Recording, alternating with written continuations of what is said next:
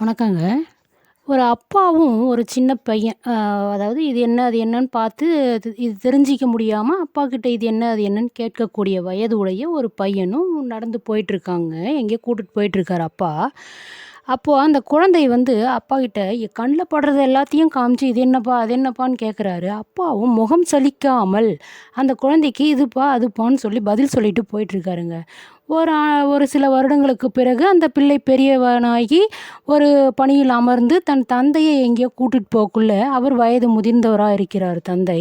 அப்போ அந்த பிள்ளைகிட்ட வந்து, "இது என்னப்பா? அது என்னப்பா ஆச்சு? அது என்னப்பா ஆச்சு?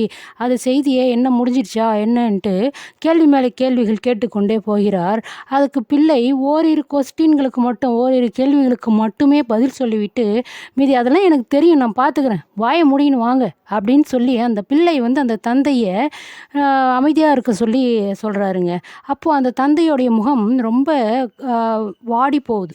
அந்த குழந்தையா இருக்கக்குள்ள நம்ம எந்த குழந்தை மனசு கஷ்டப்படக்கூடாதுன்னு நம்மளுடைய இதையும் மனசுல வச்சுக்கிட்டு அந்த குழந்தைக்கு பதில் சொல்லிட்டு வந்தோம். இன்னைக்கு தன்னுடைய தந்தைக்கு பதில் சொல்ல அந்த குழந்தைக்கு நேரம் இல்ல, விருப்பம் இல்லையா? அது என்னன்னு தெரியல.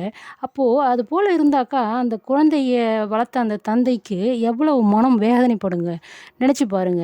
இனிமே இளைய தலைமுறையினர் அதுபோல நடந்துக்காம, தந்தையே, தாயோ முகம் சுளிக்காமல் பதில் சொல்லணுங்க. உண்மைனா சப்ஸ்கிரைப் பண்ணுங்க. இதுபோல உங்களுடைய தந்தையாக இருப்பவர்கள் வாழ்க்கையில நடந்திருந்தா கமெண்ட் பண்ணுங்க. நன்றிங்க.